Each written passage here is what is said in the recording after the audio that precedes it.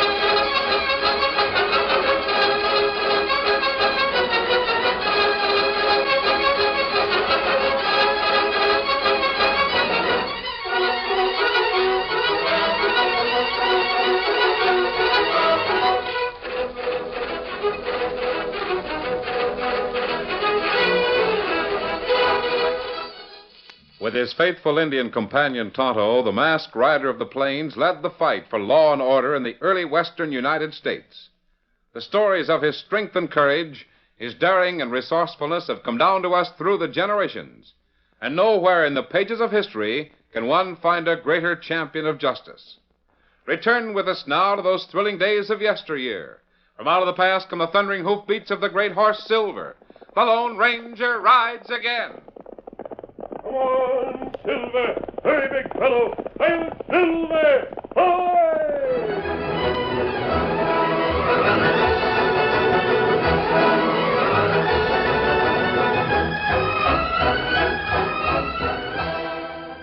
Mary Ann Saunders stood with her father before the great sprawling veranda of the Circle Dot Ranch House and laughed with him at the humorous picture before them. 100 yards away, the donkey had stopped. Having come apparently all the way from Foxton, the donkey probably figured that 100 yards, more or less, didn't matter at all. His rider, a small, immaculate Chinese, dismounted and tugged and pleaded patiently. Then, with a gesture of despair, the little man came on foot toward the ranch house. Looks like a China boy. Doggone, I never saw anything so funny in my life. He's lucky the donkey didn't quit out on the desert. I wonder what he wants out here. You suppose You're lucky by fine donkey. No, sir, I don't want to buy no fine donkey. Very good donkey. Selling you cheap leather fit. Yes, I'll bet you would at that. Well, does he often get stubborn like that? All the time, you see. By get hungry, come fast, cha-cha. Maybe you just better keep him hungry all the time, man, so they wouldn't balk so much. What can I do for you, mister? Me look see for Saunders fella. All the same tell me fix a job. Yes? Well, I'm Saunders. What kind of a job you hunting? Biscuit shooter? Oh, gee, plenty of good fix your biscuit. Fix your roast beef, fix apple pie. Chop, chop, good fella, me. Oh, well, there's a direct first-person recommendation for you, Dad. Well, Fella in town tell you need cook. Me cook, fix a plenty good glove, you bet. Yes, sir, I'll bet you. Fix laundry, breakfast, chop, chop, good handyman. What's your name? Name, Alu Singh Hoji. You call Archie. Oh, no. Archie, huh? Well, now that's quite a name, huh, say? Okay, Archie, we can sure use a good biscuit shooter. If you want to work for $40 a month, the job's yours. Very fine business. Very good, very dandy. Archie, fix yourself a chop, chop. You get plenty good glove now. Archie, go kitchen. You be ready. Plenty soon come at dinner, Bear. Well, Dad, that's one problem you can stop worrying about. And if that little man ain't a blessing, Mary Ann. Hey, who's the new hand, boss? Chief Cook and Bottle Washer. You, what's the matter? You look like bad news. There been anything else around here lately? Ross, what is it? We took a tally of that bunch of heifers in the south draw this morning. Yeah, go on, Ross. We counted them 3 times. Me and Muley and Red. It was 35 head short. I don't know. Makes a fella feel like bawling. That's it, crying like a baby. Either that or killing like a crazy wolf. How's a man going to protect himself? You belong to the Cattlemen's Association, don't you? You make me laugh. I've written to them half a dozen times, and they keep saying they're going to send out an investigator. Trouble is, they don't say when. Time he gets here, there won't be anything left but gopher holes. Well, there's only one thing to do, Ross. Have the boys move every head of stock on the place down to the East Range. We'll just have to bunch them and watch them until we can figure something out. Yeah. Meanwhile, the only decent pasture land we got will be going to waste. Can't help it. Rather lose a little grazing ground than lose my stock. Yeah, maybe I better move them up this afternoon. No sense losing any more if we can help it. Sure. We'll get on it right now. You know, I was reading a piece in some New York paper the other day. Yes, Dad? Told about how vicious, and that's the word they used, how vicious some of us Westerners were. I would catch a horse thief or cattle rustler and string him up by the neck pronto. I wondered when I read that piece about the man who wrote it. Wondered what he'd do if he caught some fella going through his pockets, stealing his money, taking every cent he had. I suppose he'd call the police. But suppose there wasn't any police. Then what? Well, he'd have to protect himself, I guess. I'd like to meet that fella. I'd like to tell him about this ranch. Better than $100,000 worth of beef cattle roaming all over 50,000 acres. On every hand, sneaking, thieving rustlers waiting for a chance to pick off a few when they ain't got it. It's almost the same as taking the money out of your pocket, isn't it? Not quite. Fella shoves his hand in my pocket, I got a chance to get him. Out here, what chance have I got? Last year, good season. Should have made money. Lost better than $10,000 cash. Gonna be the same this year, the way things are going. And they wonder why we give rustlers a short prayer and a quick rope.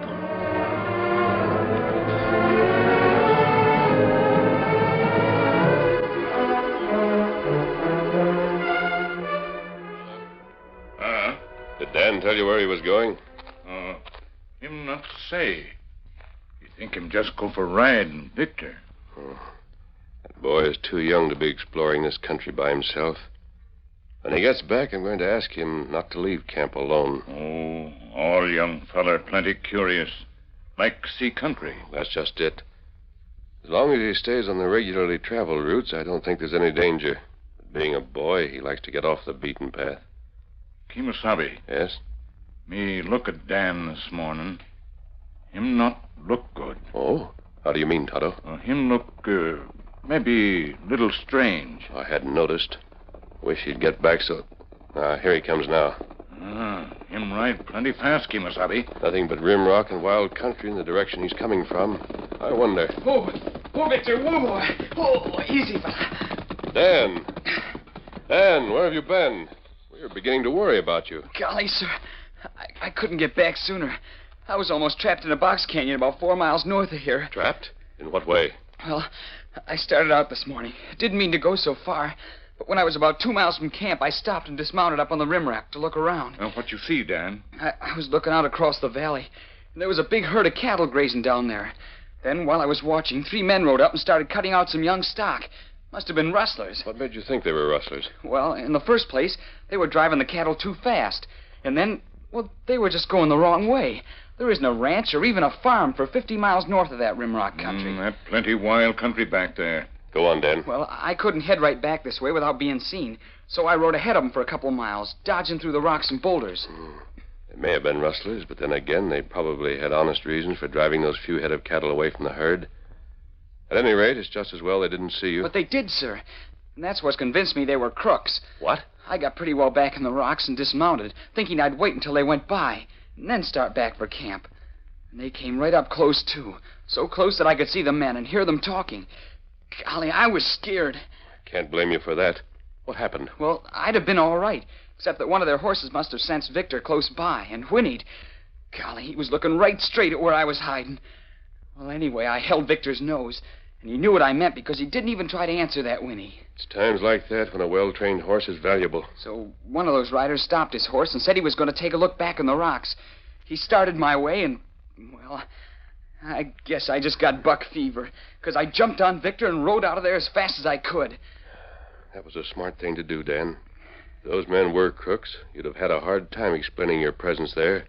They might have... Tell me, did any of them see you very plainly? No, sir. They probably got a good look at Victor, but they didn't see anything but my back. When I broke out of cover, they all started to yell, and one of them chased me. I don't imagine Victor had much trouble leaving an ordinary cow pony behind. That crook had known that I was riding the Son of Silver. He could have saved himself the trouble. Golly, when he started shooting, you should have seen Victor stretch and run. Shooting? Well, if there was any question before about those men, there isn't now.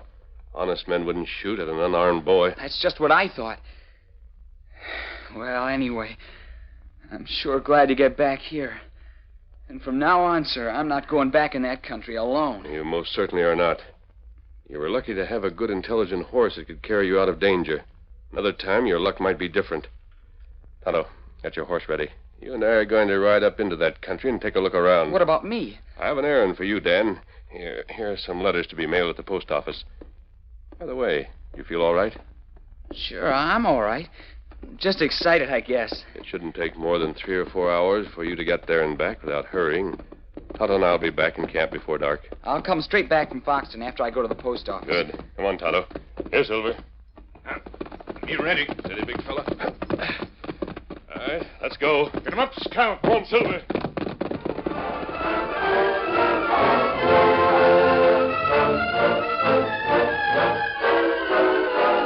Riding steadily north into the Badlands, the masked man and his Indian companion came to the place Dan had told them about. Here they dismounted and studied the ground carefully. See, your place where Dan hiding rocks. Here's where one of the rustlers stopped and turned his horse into the rocks. Here, trail plenty hard to read. Too much rock. How much cattle would you say they were driving, Tonto? Well, me not sure, Kemosabe. Maybe 25, maybe more. Look here, an empty 44 shell. Me like catch coyote, shoot at Dan. So would I. Come on, let's follow this trail as best we can. Here, Silver. Come, Scout. Easy, big man. Come on, big fella. Get him up, Scout.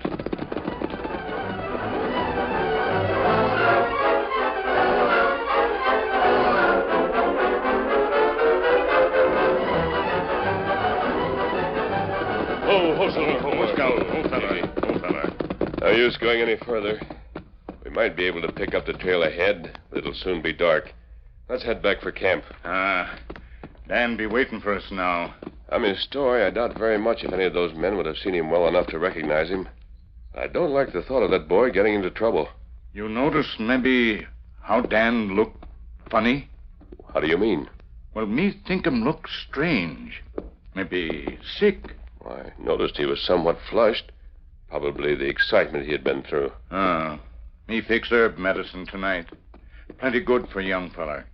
Perhaps I should have asked him to go see a doctor while he was in Foxton. Come on, Silver. Get him up, Scout. Tomorrow morning we're coming back at daylight and follow this trail up into the hills. Isn't that good? Faster, big fella. Get him up, Scout.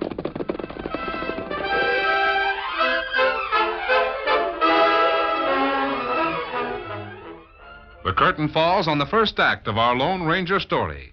Before the next exciting scenes, please permit us to pause for just a few moments.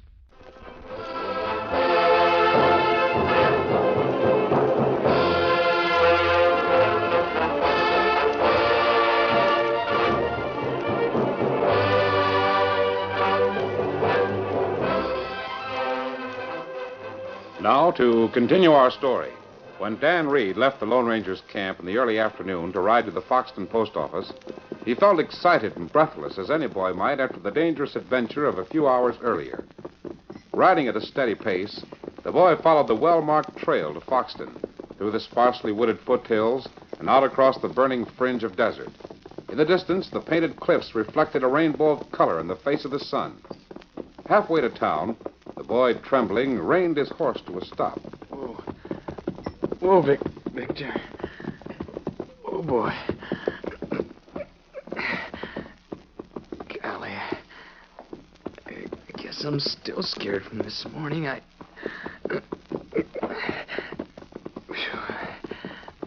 gotta get off and rest. Feel funny. Whoa, Victor. Whoa, boy. Whoa, boy, whoa. Hi there, youngster. What's wrong? Gotta get out of sight. Rustlers, gotta get away. Hey there, I see you. Don't come any closer, you hear? What in the world? Easy, boy. You're trembling like a leaf. What's wrong? Good heavens, boy, you're sick. You've got a fever. No, Ranger said. Guess I better turn back. Oh, the poor boy must be delirious. I've got to get him back on his horse. Get him to the ranch house. Get the doctor.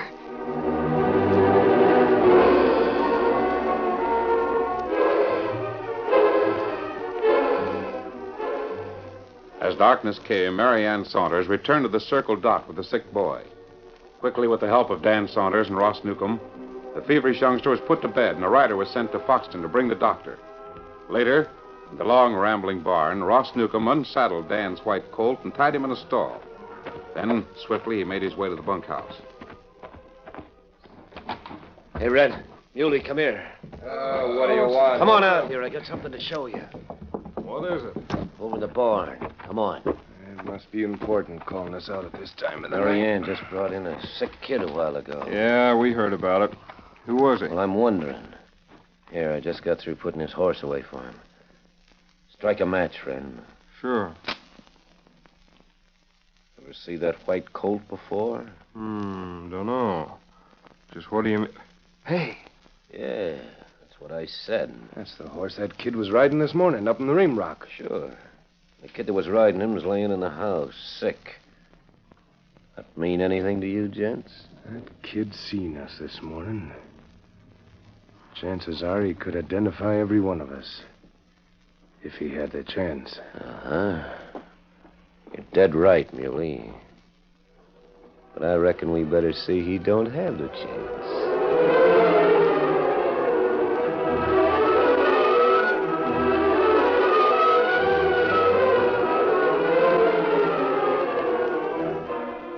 It was well after midnight.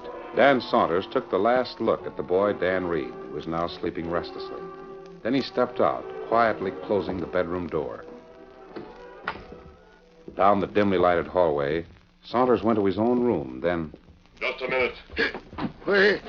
Who are you? A mask. Are you the... Let me ask the question, Saunders. I'm looking for a boy who is somewhere about this ranch. You're the Lone Ranger. We followed the trail of his horse and another right up to your corral. Where's the boy? Hey, come here. I'll show you. I'm not in the mood for trickery. Lead on. In here, masked man. The kid's gonna be all right. Going to be... What's wrong? What happened to him? He's asleep. Nothing happened. Nothing that don't happen to any normal, healthy kid.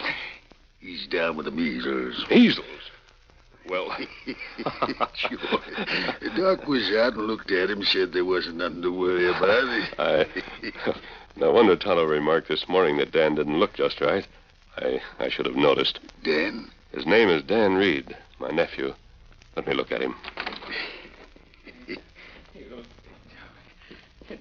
It's all right, Victor. Easy now. We'd better clear out of here and let him sleep. He'll feel better in the morning.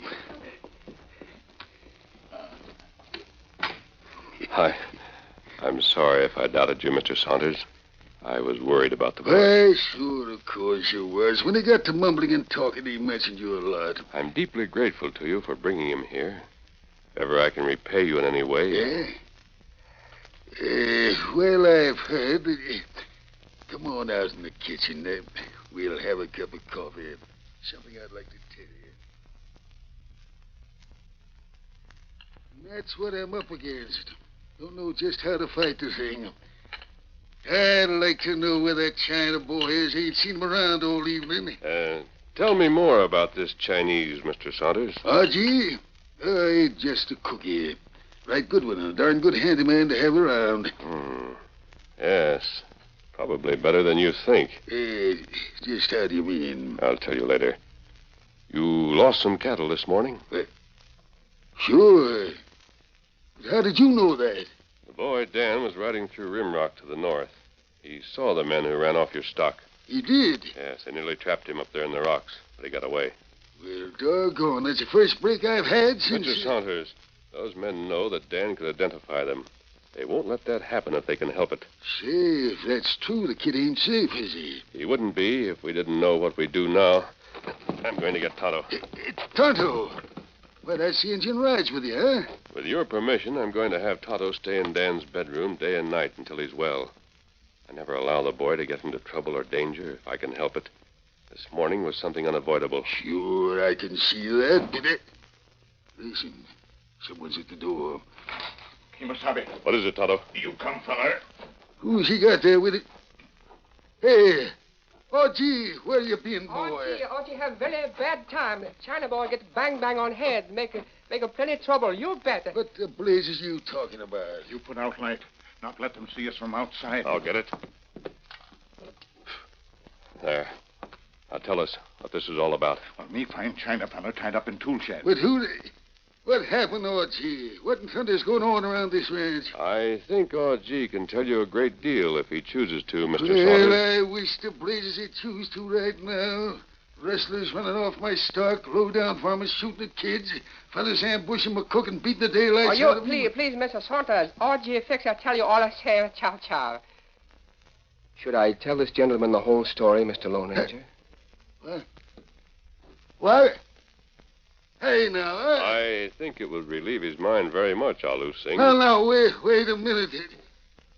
Am I dreaming that Chinaman talking perfect English and you calling him Alu Singh? When a man has graduated from the best universities in the country, there's no reason why he shouldn't speak good English if he wants to. But, I'm truly sorry to have been so dishonest with you, Mr. Saunders.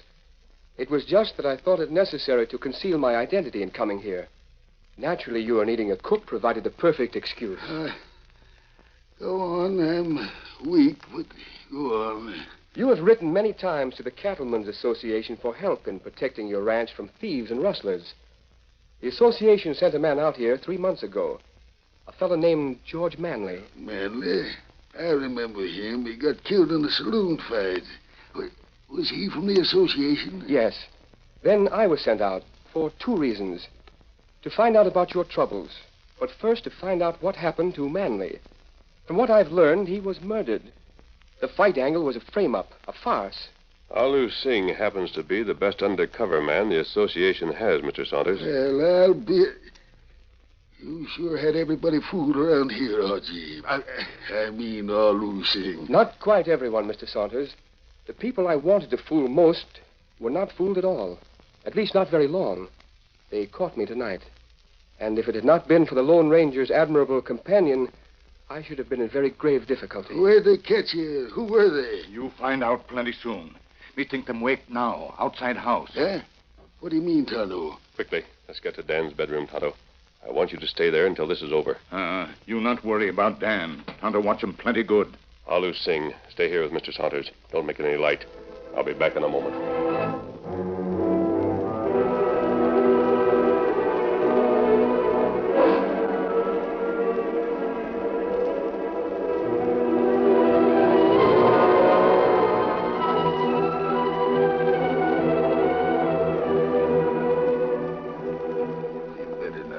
I hope so. At any rate, we don't have to worry about anyone getting into his room. Tonto will guard that boy as he would his own life. Alu Singh has been telling me what we're up against. He figures the bunch that's after Dan is right close by, but he won't tell me who they are. He probably has a better way of showing you who they are than by telling you. Hey! Outside, quickly. Stay together and keep your eyes open.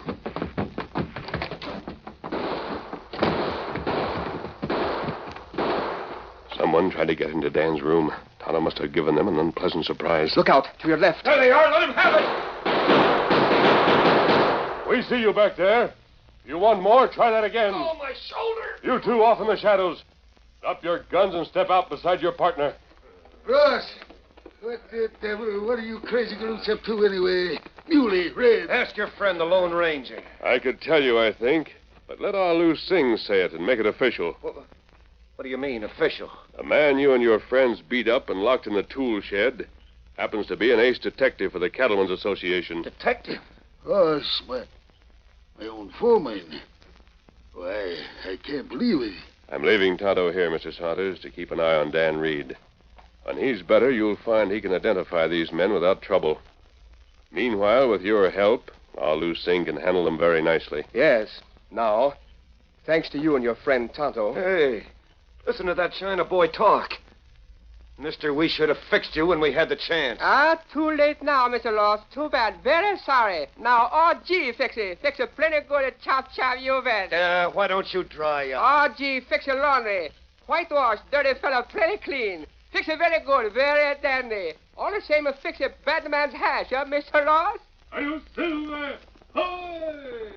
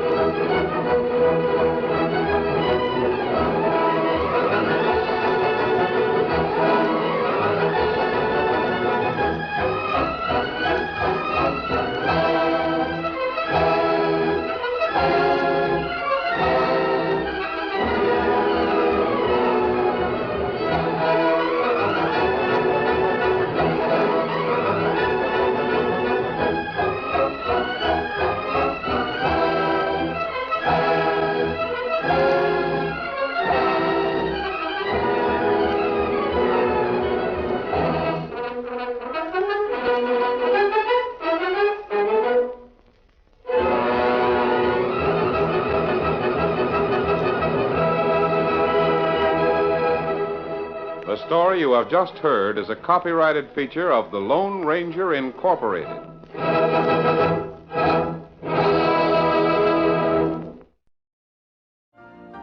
You've been listening to the OTR Gold Network. Find more classic radio at otrgold.com.